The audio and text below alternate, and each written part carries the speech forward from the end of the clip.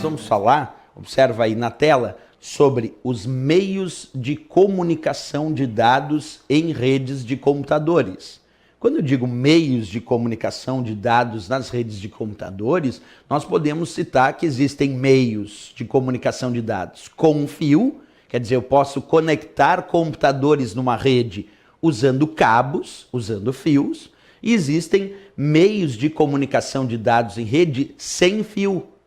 Então percebe, quando nós vamos estudar os meios de comunicação de dados, alguém diz, professor, eu ia estudar agora os cabos de rede. Perfeito, eu posso estudar dentro dos meios de comunicação de dados os tipos de cabos de rede, porque são meios de comunicação com fio.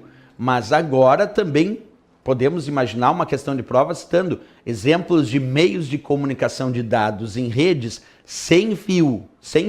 E existem, porque nós podemos, claro, conectar computadores nas redes e na própria internet sem a utilização de cabos, sem a utilização de fios. Então vamos estudar as duas variantes, com fios e sem fios, certo? Vamos começar com os cabos de rede, meios de comunicação de dados que usam fios. Se eu te perguntasse hoje em prova, me dá exemplos de cabos de rede. O que tu poderia me dizer de exemplos de cabos de rede? Vamos começar? Primeiro exemplo de cabo de rede, eu poderia colocar os cabos do tipo coaxial. Ok, cabos do tipo coaxial são exemplos de cabos de rede. Aqui eu mostro um cabo coaxial usado em redes de computadores. Nesse exemplo aqui, percebe que nós temos os conectores, quer dizer, o cabo está com seus conectores. Aqui conectores do tipo BNC, que são usados aí em redes de computadores. E aqui o mesmo cabo de rede, o mesmo cabo coaxial, sem o conector aberto, só para tu enxergar como ele é. Percebe que no caso do cabo coaxial, nós temos aqui um fio rígido e bem espesso no centro do cabo, revestido aqui com uma camada isolante, e aqui uma malha metálica, que funciona aqui como uma espécie de elemento relacionado ao cabo. Então nós temos aqui um fio espesso, temos uma camada isolante que reveste esse fio espesso, e temos aqui uma outra camada, uma malha metálica revestindo, e finalmente a cobertura final do cabo. Isso então é um cabo coaxial. Quando tu reconhece essas características aqui, e esse tipo de conector, que é o conector BNC, isso é um típico cabo coaxial que é usado em algumas redes de computadores. Então, um tipo de cabo de rede. Professor, mas o cabo de rede que eu mais conheço lá na minha casa para conectar a rede não é assim. Bem, é que existem vários cabos de rede. Vamos observar então outro modelo. Esse modelo que eu estou te mostrando aqui são os cabos do tipo par trançado. Cabos do tipo par trançado. E aqui a mesma coisa. Eu te mostro um cabo par trançado com o seu conector. Esse é mais, tu reconhece mais, a maioria das pessoas quando eu mostro o cabo par trançado, alguém diz, esse aqui eu tenho lá na minha casa, esse cabo de rede eu já vi. Bem, se tem esse conector aqui é o cabo par trançado. Esse conector é o conector RJ45, conector utilizado para cabos par trançado. E aqui eu estou te mostrando o cabo par trançado, observa aí ampliado, sem o conector. Aqui o conector, com o cabo com o conector RJ45, bem parecido com aquele fio do telefone que usa um conector chamado RJ11. Esse aqui é um cabo par trançado usando o conector RJ45, bem comum aí nas redes de computadores. E aqui nós temos os fios que compõem esse cabo par trançado. Nesse tipo aqui, tu vai observar que eu tenho 1, 2, 3, 4, 5, 6, 7, 8 fios nesse meu cabo par trançado. E cada par de fios está trançado. Então ele é formado por 1, 2, 3, 4 pares de fios. Dá 8 fios, mas são 4 pares de fios. E cada par de fios está trançado. Por isso o nome cabo par trançado.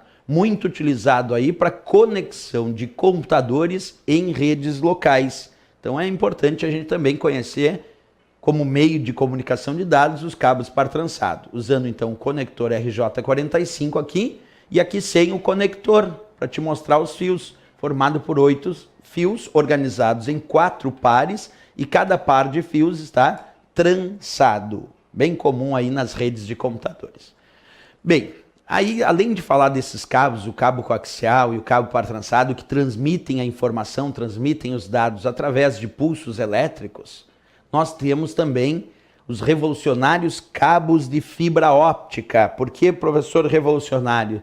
Porque os cabos de fibra óptica, e aí eu estou te mostrando um exemplo de cabo de fibra óptica bem comum, eles transmitem a informação, transmitem os dados através da luz, através da luminosidade. Se os cabos de fibra óptica transmitem as informações, transmitem os dados através de luz, através de luminosidade, a luz alcança muita velocidade. Então eu posso dizer que os cabos de fibra óptica são aqueles que alcançam as maiores distâncias e são aqueles também que alcançam as maiores velocidades. Isso é interessante a gente debater. Os cabos de fibra óptica que transmitem os dados através da luz, da luminosidade, por isso fibra óptica. Quando eu estudo a luz, eu estudo dentro da óptica. Então, cabos de fibra óptica transmitem as informações através de luz e por isso, em função da característica da luz e da sua velocidade, são os cabos que alcançam as maiores distâncias e também os cabos que alcançam as maiores velocidades. Se a gente imaginar que eu estou te mostrando um cabo de fibra óptica com o seu conector e aqui um cabo de fibra óptica sem conector, certo? Um ponto importante desses cabos de fibra óptica, aí debatido ultimamente em algumas provas de concurso, são aqueles cabos que hoje ligam estruturas de altíssima velocidade nas redes de computadores, chamadas de backbones, que é a espinha dorsal das redes ou a espinha dorsal da própria internet. E para ligar essas estruturas de altíssima velocidade, conectadas em diferentes regiões e continentes do mundo inteiro, se utilizam cabos de fibra óptica que são submarinos, muitas vezes atravessando oceanos para ligar continentes, e até subterrâneos, justamente porque eles são aqueles que vão alcançar as maiores velocidades e também as maiores distâncias. Então, uma prova cobrando, vamos imaginar, uma forma eficiente de transmissão de dados em longa distância, com alta velocidade de transmissão de dados, com altas taxas de transmissão de dados, chegando na casa dos gigabits e dos terabits por segundo, quer dizer, dos bilhões de bits por segundo, giga, ou dos trilhões de bits por segundo, tera, aí nós estamos falando dos cabos de fibra óptica. Então são aqueles que alcançam as maiores distâncias e também são aqueles que alcançam as maiores velocidades.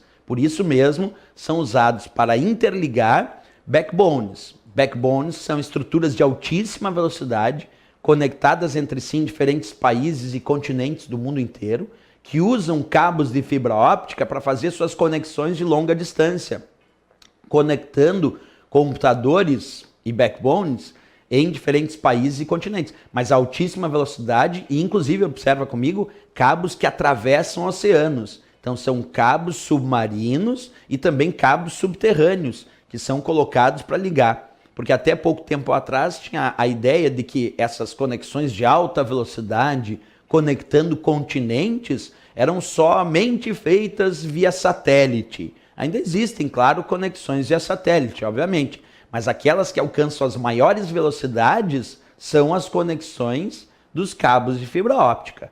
Porque as conexões via satélite usam ondas de rádio e as conexões feitas pelos cabos de fibra óptica vão usar luz, vão usar luminosidade e por isso vão ser aquelas que alcançam as maiores distâncias e também as maiores velocidades de acesso, certo? Então o cabo de fibra óptica é importantíssimo hoje, vinculado à velocidade e também a conexões de longa distância entre continentes, países ou cabos submarinos ou subterrâneos, certo? Beleza, vamos passar.